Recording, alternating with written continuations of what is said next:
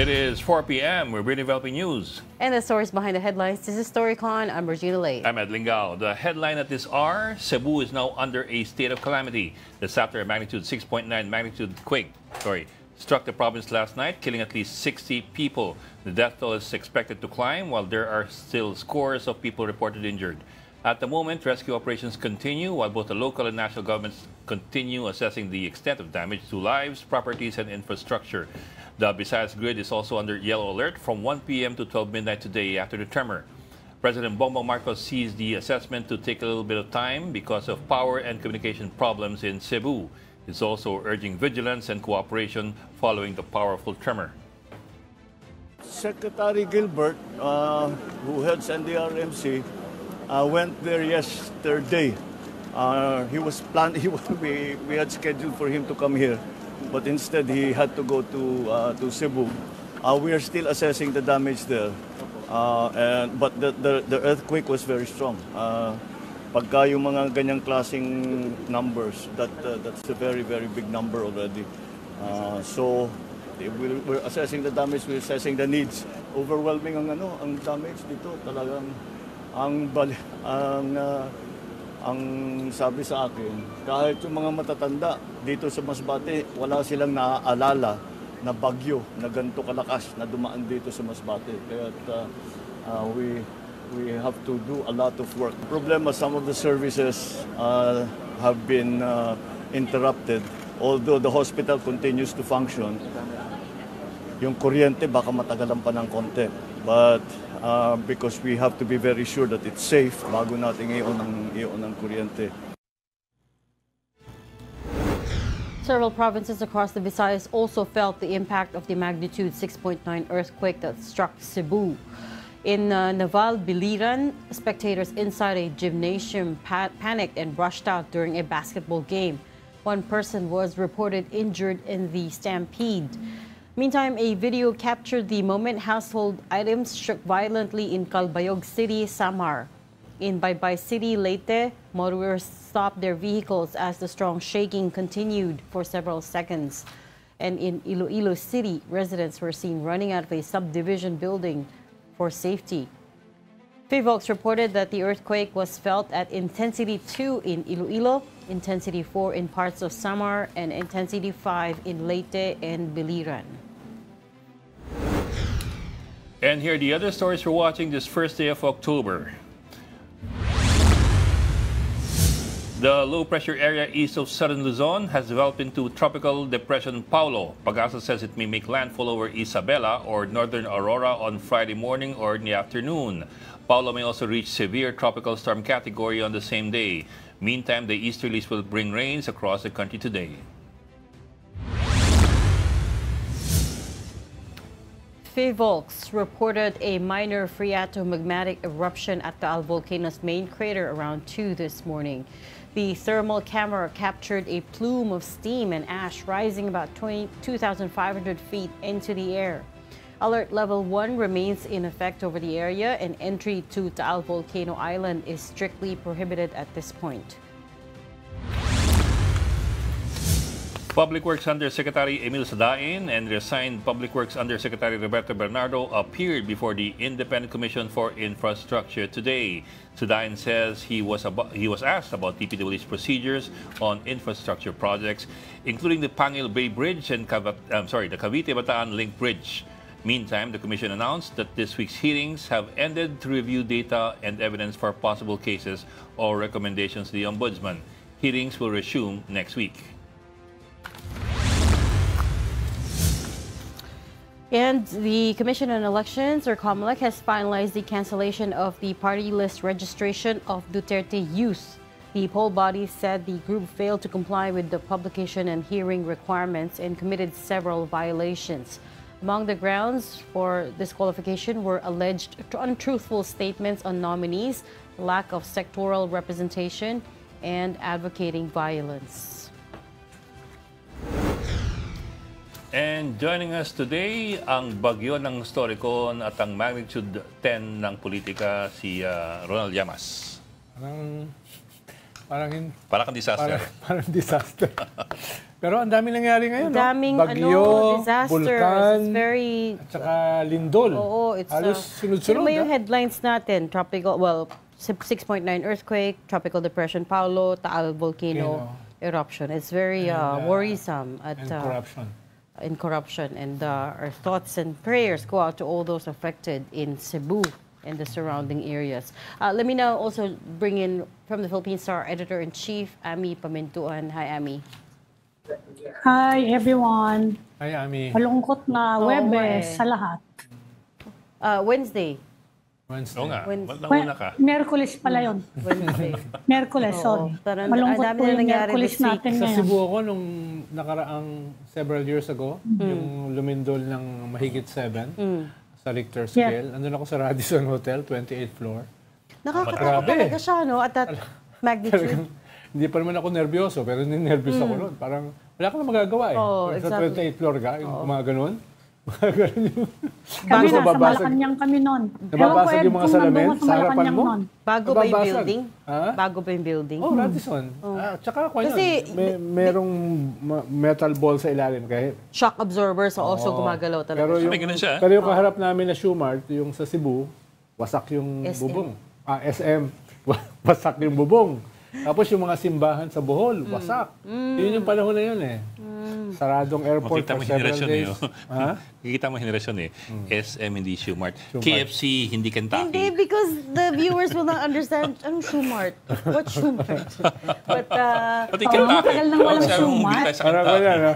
Parang walang chiclet, Shoemart. chiclet, chiclet or bubble gum. Texas. I think ito yung video that went viral last night, the one we're a showing, bridge. which was Yeah. caught on the dash cam of a car. This is the bridge on the... Tumigil siya, tumigil. Lapu-lapu.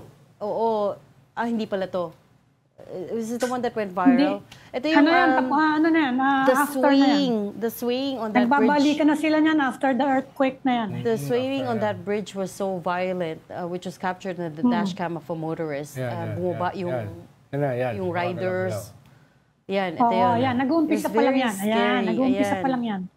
I think pag ganyan, mas maiging bumaba ka sa kotse kasi pag mag-collapse yung bridge and you're in the car. Yeah. Oo nga. That's almost But that's a very long bridge, guaranteed ha? that Actually, Hindi ka pag pwedeng ganyan, basta-basta fatalist ka na magano eh. dyan.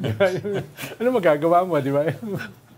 Yan yung bagong bridge. It's- Napakahaba niyan. Saka ano yan, built siya for earthquake. Okay. Meron siyang na kapag talagang nagsisway siya.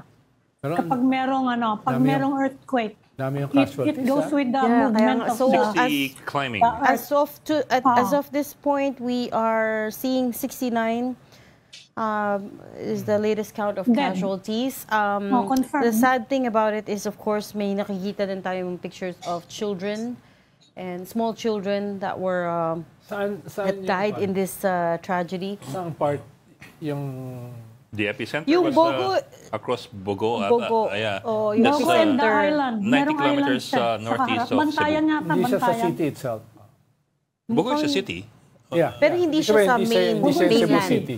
Hindi, Not Cebu City itself. Hindi siya mainland. It's 99 kilometers north of Cebu City. Labas. So it's in the northern section of the province. Mga 3 hours Saka pa. yung iba, mudslide yung iba. Saka yung mga bahay, talagang kaya maraming casualty. Mga bahay talaga nag-iba. Iba talaga yung mga bahay. Kagabi ang kinukunan pa lang yung mga simbahan Yung mga heritage churches.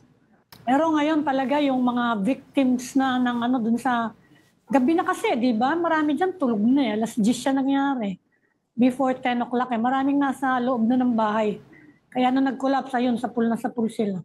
Although kung maaga yan, Bok, may mga tao sa simbahan nun, kung mas maaga yan. Sa office, Nag-collapse yun lang. Nag-collapse yung Ayan, simbahan. tingnan mo, ayan, bagsakan yung mga ilaw.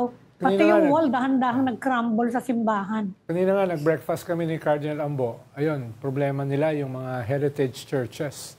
Yung mga talagang matatanda sayang. na ng mga simbahan na hindi ganun katibay. Pero...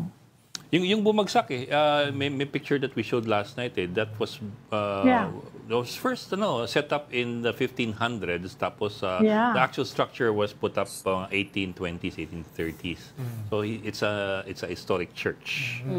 Yeah. So Sayang. si Cebu Governor Pam Baricuatro has made her way to Bogo City, yung epicenter nga ng earthquake, to establish a joint operations center which will be in charge of leading emergency relief efforts for this disaster.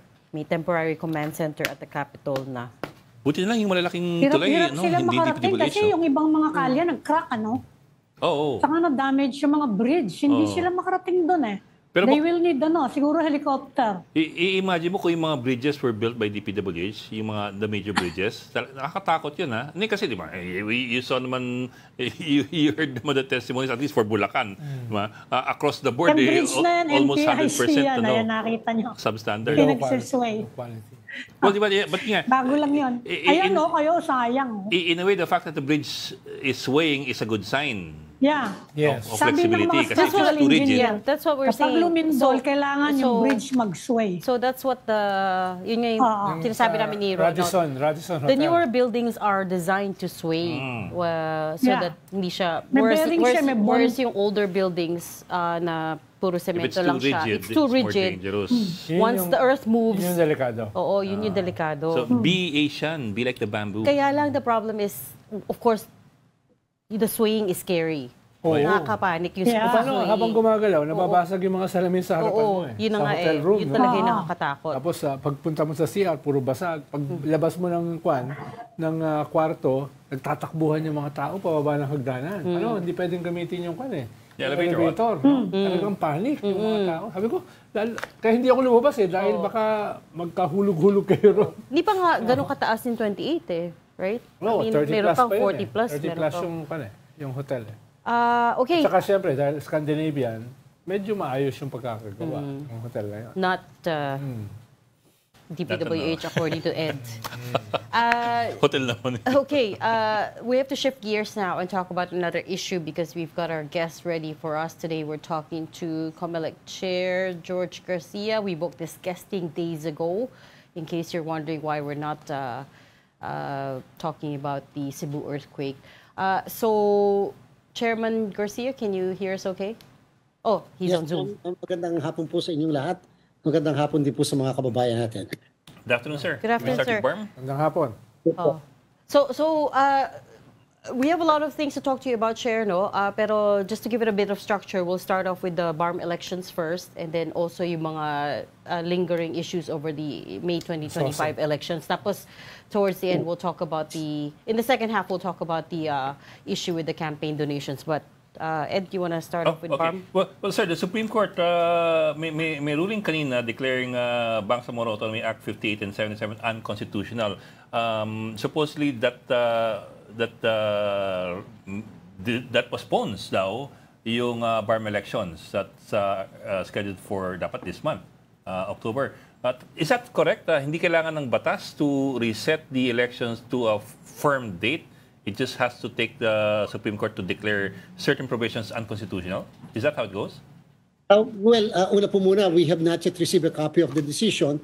It would appear that everything came from the pronouncement of the spokesperson of the Supreme Court kanina po. So hindi pa po namin nababasa yung kabuuan ng mismong desisyon ng Korte Suprema. But you are right that it would mean that there is no law on the part of the Commission to enforce comes October 13, and therefore it would result really to the postponement of the election of October 13. Ang sabi po kanina sa pronouncement ng spokesperson ng Supreme Court, the next election should happen by March 30. But however, the Bangsamoro Parliament will have to come up with a new law on districting before October 30, which is exactly 1 month, and at the same time it should exceed 120 days prior to the conduct of the election. So more or less, mga November po yun. So medyo pag-aaralan po natin kung ano talaga yung eksaktong sinabi ng ating kataas-taasang hukuman. But at least it would appear na medyo tama po yung pag-comply natin, pagsunod natin sa restraining order ng Supreme Court because really there was confusion before kung ano ba talaga ang batas na ipapatupad ng COMELEC. And this time, the Supreme Court said even BAA 58, the original districting law, and BAA 77, the amendatory or repealing law were both declared unconstitutional. So ang point ngayon po is back to zero ang COMELEC. Kasi po, technically, yung lahat na na-print namin na balota, pinaghandaan namin based yan sa BAA 58. At pagkatapos kung dinideclare po ng constitutional yon, nangangahulugan will be waiting for the new law to be passed by the Parliament. So the ball now is in the hands of the Bangsamoro Parliament. Gaano kalaki, COMELEC, yung resources na nasayang? Ang budget po ng Bangsamoro parliamentary election ay 2.7 billion pesos. Hindi pa naman po namin nagagastos yung lahat sapagkat yung pong mga 65% po nun ay intended for the honoraria of the electoral board members and other workers doon po sa mga bawat presinto at polling places. So more or less po siguro nakagastos na kami ng mga kulang-kulang 1 billion doon po sa paghahanda natin supposedly for the October 13 Bangsamoro parliamentary elections. You don't think you're gonna you don't have to ask for more money essentially kahit na move? I definitely po in our country, so long as there will be postponement of the election, there will always be additional resources that the COMELEC and funding that the COMELEC will be needing. Basta po nag-reset tayo ng election dito sa ating bansa. Lagi po, especially now that it's not very clear as to what kind of districting will the Bangsamoro arrive at. And surely, dahil magkakaroon sila, they are instructed to come up with a new Bangsamoro districting law, then we will have to reprint all the ballots. We will have to conduct all, again, voters education campaign. We will have to correct our system. We will have to, kasi nga po, automated ang election natin. And syempre po, kakailanganin lahat ng budget doon sa mga bagay na gano'n. So isasama na yan magkano kaya yun, Chairman? 2026? Yung additional.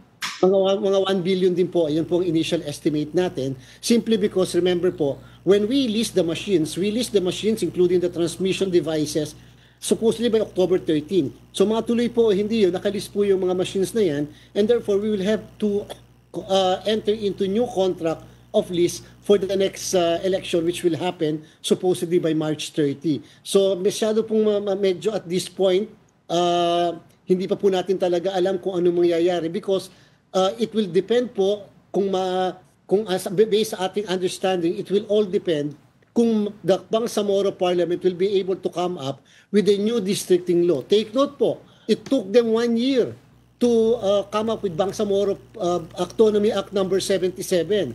And therefore, binibigyan lang sila practically ng isang buong buwan o kahit extend pa natin ng month of November, the question is, will they be able to come up with a new law?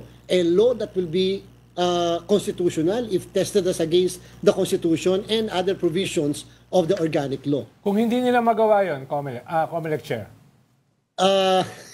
Yung po sir ang because medyo hindi ko po masasagot pa sa kasalukuyan kasi siyempre the question kasi po talaga is it's actually the Supreme Court that fixed the date already. As po sa question ni Sir Ed kanina, if the Supreme Court will have that power and authority, of course, it's the Supreme Court and therefore we will have to follow and abide. Dati-dati po kasi, it's always the Congress of the Philippines that fixes the date. In fact, the setting was done by the Congress of the Philippines. Meron po tayong Republic Act 12123 which fixed the date of the election after ma-reset siya from May 12 naging October 13. This time, it's actually the Supreme Court that is fixing the date and saying it's March 30, but Parliament, you have to come up with a new districting law between this period and that period.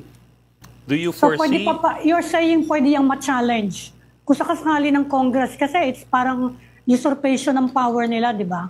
Pwede yung questionin pa rin ng Kongreso, di ba? Yes po, Ma'am Ami, but hindi ko po kasi nadinig kanina kung the decision is executory or subject to a motion for reconsideration or, for example, the COMELEC or the Parliament can file something for purposes of clarifying whether, paano if the period is not complied with, paano, what will happen if, kasi po magiging ano po yan domino effect. If the Parliament is not able to come up with a law as prescribed in the decision, then surely all preparations will have to be moved again, including perhaps even the conduct of the election. Because the March 30 presupposes that the Parliament is able to come up with a new districting law By then. during the period as provided for in the decision of the Supreme Court. Correct. Pero sir, if you have the usual 15-day period for the filing of appeals, that falls Emma. beyond the 12 days Tapos left na before eleksyon, the original date for the elections. Tapos sa part po ng COMELEC, in fact, we did not file even our manifestation is not in defense of BAA 77 because we honestly believe that indeed there were certain legal infirmities doon sa BAA 77, kaya po BAA 58 ang aming pong pinaghandaan. And so, dito po, maybe we will not be filing the motion for reconsideration anymore. We'll just be filing a manifestation that we are willing and very much ready to comply with the Supreme Court directive. However, our compliance po kasi will be dependent on the compliance of other agencies or other instrumentalities of the government. Do you foresee any problems or issues or even maybe tensions among the stakeholders as a result of this postponement? Kasi it's been a bit heated over there down south. You have the MLF with grumblings and with the decommissioning process and the suspension and all that. And then you also have the rivals. Do you foresee anything? Sir Ed, at least po hindi si COMELEC ang nag-postpone. Kasi po we were supposed to declare already a postponement. We were supposed to render a decision to invoke Section 5 of the Omnibus Election Code on the postponement of election. At least po, this is now the Supreme Court and everybody will have to abide and follow the Honorable Supreme Court. So I guess if the COMELEC is following, then it's our plea for other stakeholders to likewise abide and follow the Honorable Supreme Court. It's the highest court of the land, and therefore that is the rule of law. So yung mga grumblings po at saka yung mga siguro po yung mga problems can be settled so long as the Parliament is able to act immediately on the directive of the Supreme Court. Yes, sir, but the Supreme Court decision does not always make people happy. Like in the 2008 MOA AD, you had a virtual uprising in Lanao by the MILF. Sir Ed, ano po ang isang pumasok agad sa isip ko kanina, aside from the fact that will they be able to comply with the period as prescribed in the decision, ang question po is, what if the law that they will be enacting will still be unconstitutional or without preempting the action of the Parliament? Or what if lalo lang itong naging madaming nullity or madaming provisions that if tested as against the existing law or constitution will not pass the scrutiny of even the Supreme Court. So paano na po yun? Problema na naman yun. And what if there will be other actions aside from districting? Remember po, meron kaming issue ng none of the above. And at the same time, meron kaming issue patungkol sa political parties. The question po dyan is, because of this decision and because the Parliament will be coming up with a new law supposedly, are we going to open the filing of the certificates of candidacy? Ang guess ko po is yes, because you're going to change already the composition of the districts. It should not be based already on BAA 58 and BAA 77, and therefore, initially, my understanding is we will have to open the filing of the certificates of candidacy. Number 2, we're going to likewise open the filing of the so-called accreditation of political parties and perhaps even sectoral organizations. Pwede na rin po kasing galawin yun eh. Pwede na rin po nila kasing i-amend yung provision ng law patungkol sa mga bagay na yan. But again, Gulo-gulo, the no? problem is Chairman, may asking isa for... pang naapektuhan yung BARM elections eh. You postponed, well, not you, no? Kundi yung Kongreso na pinirmahan na, which lapsed into law, na-postpone yung barangay election again for the how many times na dahil ang ginamit na excuse, kailangan daw gawin nyo muna yung election sa BARM. Kumusta naman yung barangay election? Kumusta yung preparation nyo? As of this time po, Ma'am Ami, it's November 2, 2026. We did not stop our preparation. Not because umaasa pa kami sa December 1, pero sayang po kasi yung panahon eh. Ganun naghahanda rin kami sa Bangsamoro. And therefore, we have a set of people in charge for the barangay and SK elections. Kasi po, remember, it's a manual election. It's not automated and therefore mas komplikado kaysa automated election. But however, we appealed before the House of Representatives during our plenary budget debates, and we said we'll be needing additional funding simply because pag na-postpone, remember po during August 1 to 10 registration for the barangay and SK, 10 days lang po yan, it resulted to a 2.8 million first time na ganun kadami ang botante sa 10 araw lamang. And then we're going to resume the registration by the third week of October this month, and then it will run up to July of the next year. Even on the assumption that we will be having additional 1.4 million na mga botante, that will be additional 4 million registered voters na idadagdag po natin. So additional precincts, additional electoral board members, additional election paraphernalia, and such other materials that will be needing during the election. And of course, pinaglaban po namin talaga, and thank you very much po sa House of Representatives, because pinagbigyan nila yung additional honoraria ng mga guru natin. That's why they included an additional budget of 7.46 billion sa budget po ng COMELEC in order to finance the reset barangay and SK elections. Pero hindi pa sigurado yung reset na yan, Chairman. It's in the Supreme Court. Hindi ka ba pwede mag-file ng manifestation sa Supreme Court? Napakabilis-bilisan nga yung ano nyo, yung ruling nyo para hindi ganito kagulo, para malaman natin kung tutuloy sa December or what. Nag-challenge siya si Romulo Macalintal. Lagi siyang nananalo when he challenges Kaya lang it's too late kapag lumalabas na yung ano. At least po, Ma'am Ami, at this point na tayo po October 1, after almost 1 month na petition, wala pa naman po i-issue na restraining order ang Honorable Supreme Court. Usually po talaga, pag nag-file at pagkatapos may legal basis yung petition, nag-i-issue kagad ng restraining order ang Supreme Court in order to prevent the COMELEC from enforcing the law. But in the meantime, wala po. That's why, as far as we are concerned, there will be no election by December 1. In fact, yesterday, for the information of everyone, we issued the notices to everyone to terminate all and every preparation of the Commission pertaining to December 1 barangay and SK elections. Kasi po, kung hindi kami mag-i-issue, supposedly po, filing ngayon ng candidacy sa barangay and SK. And in order to prevent people from such kind of confusion, we issue the necessary notice so that at least alam nila wala palang filing ng candidacy, wala na palang ganito, yung calendar of activities namin, tinerminate na po namin, and we will just be coming up with a new calendar of activities in relation to the November 2, 2026 barangay and SK elections. Okay, Chair, we have to move on na, no? Because we're running out of time. And what I wanted to talk to you about is yung mga movements, right? First of all, may open seat na sa House of Representatives with the resignation of Congressman Zaldico. Si Congressman Garbin has already, he's the one who said that the person replacing him would be the next nominee, si Jan Chan. Can you confirm that they've reached out to you? And the other question is, ano na po nangyari dun sa mayoralty ni former President Rodrigo Duterte? Last we spoke, hindi pa po na-settle. He hasn't taken his oath up until this day. So what will happen to that seat? Yes, but doon sa first question po, that you are right.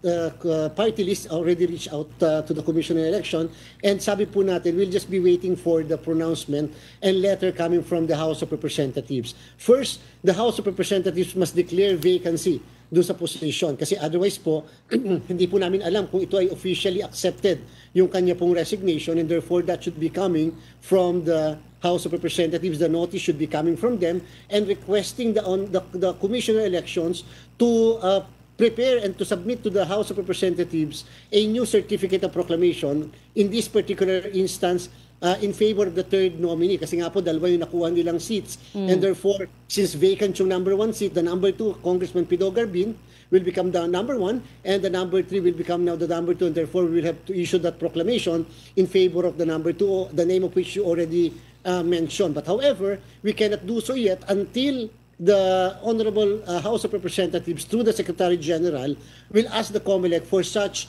via a request for such a certificate of proclamation. Ganun po talaga ang procedure. Because it is an internal matter, a matter of membership issue, and therefore the COMELEC must need a trigger, and that trigger is that letter coming from the Secretary General. Now, on the second issue po, yes, when it comes to the issue of a duly elected local official already requiring to assume and requiring to take his oath, dito po talaga when it comes to the assumption and the requirement as to the assumption, it is now incumbent upon the DILG to determine as to whether compliance with the Local Government Code of Republic Act 7160 was fully satisfied.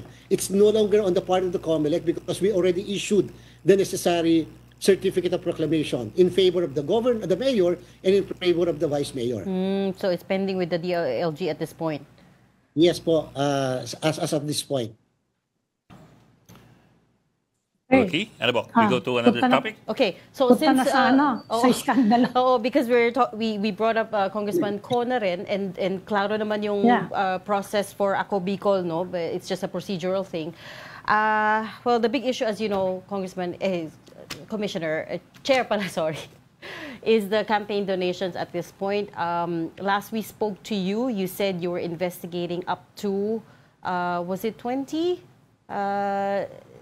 Candidates that had accepted donations from contractors in the 2022 elections. Ano na pa yung latest doon? What are your latest findings? If my memory serves me right, originally 20 yung mga contractors, but now it reached 55 na po.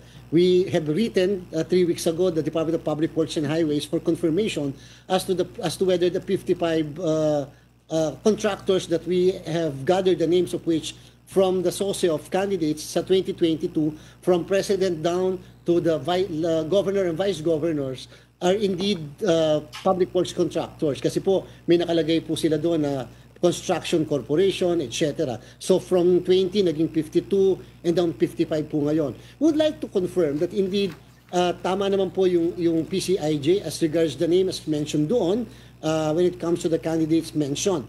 However, meron lang po kaming konting discrepancies doon sa pangalan, because the name of, for example, the name of a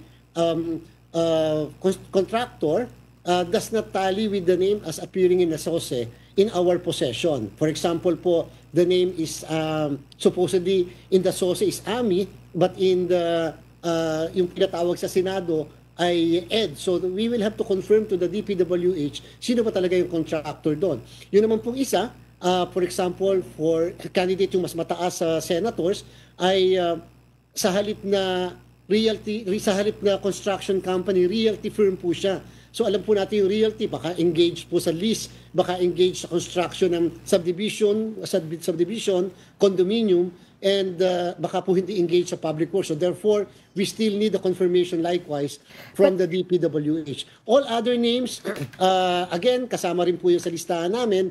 Doon po sa isang kandidato na naging senador, nag-issue na po ang COBELEC at nag-appear na po yung lawyer po nung mismong contractor, nag-submit ng affidavit and mga documents niya in relation to his answer to the issue as to whether indeed that he particularly gave donation or contribution to that particular candidate. This week po, we are going to issue naman the necessary notice to the senator simply because meron naman pong admission and there is no need for us to be able to confirm to the DPWH kung talagang public works contractor yung nire-representa nung naturang tao but not the company.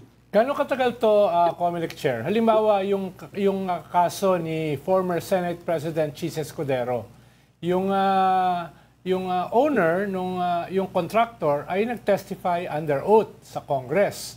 So very clear na yung kanyang sinabi. Nagbigay siya ng 30 million doon sa candidacy ni Senator Chis Escudero. So hindi ganun kahirap na yung ebidensya dahil sinabi na niya under oath eh. So yung mga ganitong klase ay gaano katagal yan? Dahil siyempre hinaantay ng tao eh. Yeah. At ito ay mag-reflect din sa gobyerno kung gaano katagal o gaano kabilis yung ganitong klaseng mga kaso. And actually even former Senate President Escudero has admitted the 30 million peso donation. Yes po. In fact, as I have mentioned po, yung 55 namin na mga listahan ng mga contractors, kasama naman po yung contractor na yon, si Mr. Lubiano. However, 54 na lang yon dahil hindi naman po namin kakailanganin panghintayin yung mismong confirmation from the DPWH. Again, as you have mentioned, may admission naman po. But this week, we are requiring the senator to submit naman his own answer, and afterwards, the particular instance or case or incident is deemed submitted for resolution of the body in charge of that particular case, yung pong political finance and Affairs Department, and for this body to make the recommendation to our Law Department and eventually to the Commission and Bank. So hopefully po, if matatapos na yung proseso kaagad ng pag-file ng answer, because we have to afford the good senator an opportunity to be heard, then we will be able to submit immediately for resolution yung naturang case po. If Sir, he- Will the senator have to face you in person? Kasi balita namin, pupunta daw, ready naman daw pumunta sa inyo si Senator Cheese. Sa amin naman po, Does he need to face you? Opo, sa amin naman po, pumunta o hindi, to us, it's not a non-issue simply because so long as it is an affidavit under oath. And for example, if the lawyer is there, sa atin naman pong jurisdiction, even if you are not personally appearing kahit sa piskalya, so long as you are submitting an affidavit under oath, then the representation of the lawyer may be enough.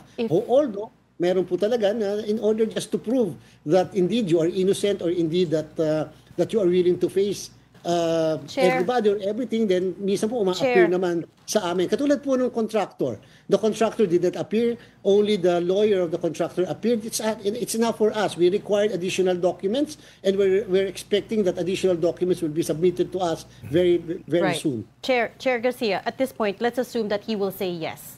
Because even in this privileged speech 2 days ago, hindi naman niya dineny that he accepted money. Let's say he responds to the COMELEC and says yes. What then? Yes, then we will just be asking certain questions. Yun po kasi we do not interfere. The NBank doesn't interfere. It's that OP office na in charge po sa ganyan. Then perhaps he will be able to answer certain queries of our people do sa opisina na yon. And then afterwards, after mag-submit po yung kanyang affidavits and perhaps other documents, then the case is now submitted for resolution of that particular office. Pero sir, as far as you're concerned, who has the liability here? Is it both the contractor and the candidate, or is it just the contractor? Without particularly referring to his case, because Yes, I sir. do not want to prejudge Yes, sir. I understand. whatever will be the action of the NBank. However, under Section 95, letter C, the contractor will be held liable, but under the last paragraph of Section 95, the one who solicited and at the same time the candidate who accepted the donation shall likewise be held liable. And that Okay. is provided under Section 263 and 264 of the Omnibus Election Code, that being considered as an election offense. Okay, that's pretty clear. Anong Sir, penalty what nun? about other... Anong penalty ng offense na yun? 1 to 6 years imprisonment, Ma'am Ami, and kung may conviction by final judgment, then that will also include perpetual disqualification to hold public office. Take note po, I want to be very clear po, na hindi po ito ground ng disqualification sa part namin ngayon, simply because once a candidate had already been proclaimed, assumed office, taken his oath, wala na po kaming jurisdiction unless there is a pending case as against that candidate prior to the election and prior to his proclamation and taking his oath. Now, in the case, for example, of a senator or congressman, meron po silang internal processes on how to discipline their own members. In the case of the local officials, they can be charged administratively before either the ombudsman or the DILG, or yung po naman, pwede rin po kung criminal yung nature, meron po sa amin iba yung election offense, and it will not be double jeopardy if another case will be filed before the Office of the Ombudsman for the violation of the Anti-Graft and Corrupt Practices Act and the ethical standard for government officials and employees. Yeah. Pero sir, what about the other candidates who ran in 2022? Among them, President Marcos. Of course, now President Marcos. Rodolfo Hilot gave him 20 million. He owns Rood Hill Construction. They bagged, 2.1 billion in contracts from the Public Works Department in 2022. Also, Jonathan Quirante of Quirante Corporation with 1 million donation to BBM's campaign kitty. Then you have Sara Duterte with SDevco, owned by Glenn Escandor, who also owns Genesis 88 Construction, which also was a contractor or a supplier. So you have the president, vice president, who may, of course, depending on when you start your investigation, the results of the investigation, who may be liable for accepting donations that are violative of Section 95 or Article 95. What happens to them po? Impeachment. Yes po, very important po sa amin yung pong confirmation ng DPWH simply because, Yes, sir. sabi ko nga po kanina, may discrepancies po kasi doon sa name as appearing doon sa PCIJ Yes, sir. report and So as you will need appearing in our DPWH first to source. confirm. Yes, And sir. number two, yung po kasi isa realty, yung hinahanap namin is construction, public works contractor because yung po yung nakalagay sa Section 95C of the Omnibus Election Code. But however, just the same, these individuals' personalities are also part of the COMELEC investigation. Of course, we also, at this point, had required that particular office to study yung pong issue ng tinatawag na immunity from suit. Whether the immunity from suit, as if will be invoked, will cover both positions. So yung po, kinakailangan pag-aralan din po namin. Because they're impeachable officials, you mean? Yes po, that's right po. But even then, sir, even if they're impeachable officials, would this be a violation? I mean, would there be a determination by the COMELEC as whether or not there is a violation of the law on their part, regardless of whether there are cases filed? Yes po, usually po kapag impeachable public official and then may tinatawag na immunity from suit. The immunity from suit is can be invoked during the period of the term of office of the particular impeachable public official who is immune from suit. But after the term of office has expired already, then the suit can now be filed and can now proceed as is, simply because ang purpose talaga ng immunity from suit is to protect the official during the time in order not to disturb him in or her doon sa performance of his or her duty. I also just want to set the record straight. Section 95C of the Omnibus Election Code doesn't just limit to construction companies. It says natural and juridical persons that supply goods and services to the government. So they can be any company. They can be a stationary supplier that has a contract with the government, right? So why are you limiting yourself to DPWH, Chair? I know, simply because po, tama po kayo. In fact, we are not limiting ourselves sa Section 95C. If you are going to read Section 95A, B, D, even including E, may mga other pong entities prohibited from making donation. In fact, we already instructed the office in charge that not to limit their investigation to public works contractors. Aside from that, service contractors, including mining companies, including those companies giving donations, who are receiving what we call as yung mga franchise from the government. Kasi yun po yung mga prohibitions na nakalagay sa Section 95. For example, sir, another example, Joel Villanueva, 20 million from New San Jose Builders. Yung nag-contribute sa kanya was not the owner, but the actual company, New San Jose Builders. And New San Jose is a contractor of NHA, not DPWH. So, pero nga, it kind of simplifies things kasi hindi naman, it's not a private individual who donated. It's actually the construction company that made the donation. So isn't that a clear violation of the law, essentially, is what we're asking you? Because when we read the Omnibus Election Code, malinaw naman.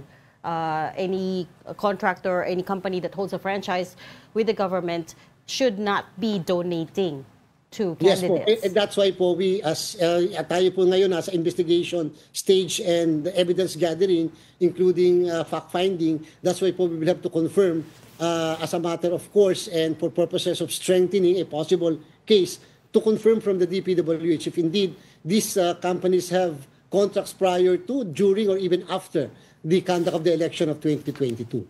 So, Pero Chairman, kung ma-establish yung violation of an election offense, hindi yun ground para tanggalin sila sa pwesto. I'm talking about senators, ha? Yes, or members of Congress anyway.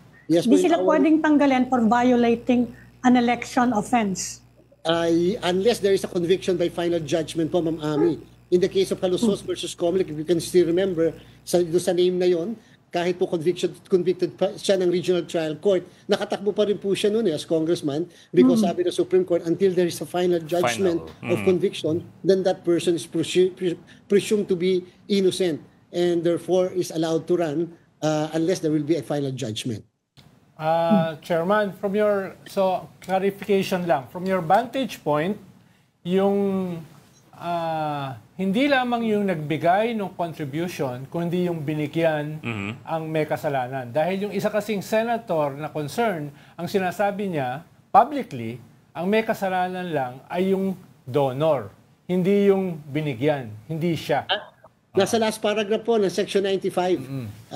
Wala po doon sa ABCDE, nasa last paragraph po that those who solicited and accepted donation contributions shall be likewise held liable, just like the donors or contributors as mentioned above, which is A, B, C, D, and E. It Ay seems... ko sabihin, hindi ko naman sinulisit. Pero, Paano nga Ay, yun, kung sir? pinadala lang. What did they say? Pinadala lang I yun, was a nasabi ng passive iba. recipient. Tumanggap eh. Pero Passive siya, nakalagay po kasi yung nakalagay sa SOSI po kasi under oath at saka naka-declare po kasi yung pangalan, kaya po yung mismong pangalan ng mismong company. Okay. and the way I see it, Chairman, mukhang the ones who will deny this, that they violated the code, may dalawang lusot. Number one is the timing of the contribution. They'll say, okay, well, that my company didn't have a contract with the government at that time, right? They could argue that. And then the secondly is there's a provision in the code that says That the donation was made in the private capacity. Hindi lang yon, but also that you're making political donations specifically with the intent of influencing political outcomes, right? They could say, oh no, this was just a loan, this was just a gift, right? How are you going to work around Pero doon po those? sila nakalist doon sa SOSE, doon po sila nakalist contributions and donations received. So ibig sabihin po, kahit pa anong reason, ano po ang basis or whatever, it will be defeated by the declaration in the SOSE, of which the name of the contractor was listed practically doon po sa list ng mga donors. May limit sa gift na pwedeng accept mga government official under the Code of Conduct. Although wala pong limit naman yung mismong pag-accept ng how much, doon naman po sa donation per se, sa campaigning. Yung po yung tinatanong din sa atin, kung meron bang cap, may limit, wala po, unlimited po yun, so long as the candidate will be reporting the excess later on and for purposes of payment of the income tax doon po sa natira na binigay sa kanya. And again, as far as you're concerned, there is no distinguishing between the person and the company, especially if the person was the founder of the company, right? Hindi pwedeng hiwalayin yon. Because po, ibabangga natin yung kanilang statement at saka argument na yan. I'm not saying that will be our final decision, but we will have to, ibabangga po namin yan doon sa provision ng Section 95 na natural or juridical persons po and therefore, ano ba ibig sabihin ng natural person doon? The law do we have to distinguish when you say natural person, or it is an all-encompassing provision as to cover practically everybody? Sir, I'll just circle back to the case of 2022, the presidential campaign. If the COMELEC finds that Rood Hill Construction, owned by Rodolfo Hilo, who donated 20 million to BBM's campaign, and Kirante Corporation, owned by Jonathan Kirante, who donated 1 million to the president's campaign, if the COMELEC finds that they were contractors of government or suppliers of the government at that time, would the president then have made a violation of the Omnibus Election Code, regardless of whether or not he's impeachable? I mean, just the simple fact that whether he violated the law or not. At this point, Sir Ed, ayoko po muna sagutin yung bagay rin because definitely I will be preempting the action of the Commission and the interpretation of the law. But if in case we'll be able to confirm from the DPWH that indeed itong dalawang ito ay public work contractors, then we will have to summon them, we will have to require them to explain. As to whether the case can proceed after that because of the issue of the so-called immunity, then that will be the subject of the study of our law department. Yes, sir. Yes, sir. That's why I'm saying, regardless of whether they're subject to any criminal offense, kasi nga they're impeachable. But whether or not lang there would have been a violation of the law if they were found to have been contractors at the time. Regardless po sa personality involved, ang aking po statement is that any contractors, public work contractors giving donations to candidates at the time of the filing, of the time of the candidacy of that particular candidate shall be held liable. Okay. trying to pin the president. But Oo nga eh. sorry. Sigurado yung kausap mo, ano, Ed? Sorry, Chair. Before we run out of time, That's usually Ronald's job. I need to circle back and confirm the numbers again. Sabi nyo kanina, 55 contractors donated in the 2022 elections. Is that correct? That's correct po. To how At many candidates? Sa 55 na yun po, sa 55 na yun, merong candidate for president, candidate for vice president, I think 5 or 6 candidates for senators, and then 4 or 5 candidates for congressmen, and then may tatlo na party list, and then may 2 governors and 2 vice governors. Pero pag sinabing contractors, Chairman, yan ba yung sinasabi ni Reg kanina na broader definition o yung narrower definition? Mukhang DPWH lang to, right, Chair? Sir Ronald, yung po yung isang bagay na kailangan po namin ma-confirm sa DPWH because po, it is really so unfair. Tingnan niyo po, meron po kasi kaming sinama doon, glass and aluminum supplier.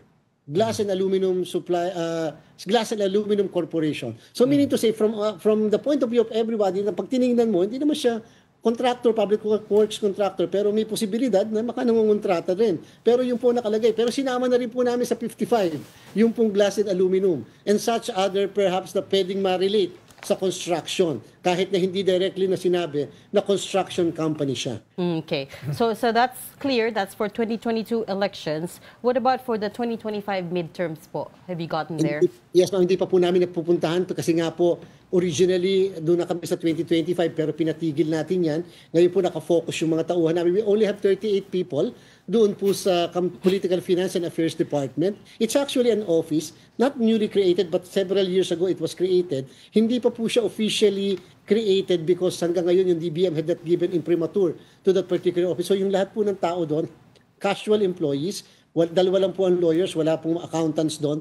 And in 2022 alone, meron pong 44,000 SOSE na tinitingnan sila and for 2025, it's 42,000. So medyo alam po natin yung resources-wise at saka time-wise and medyo nahihirapan din po but pinapabayaan lang naman po natin sila. We are not trying to pressure them to hasten things a little bit but at least po realizing that hindi po sila ganun kadami at napaka-limited lang din po ang kanilang pwedeng magawa.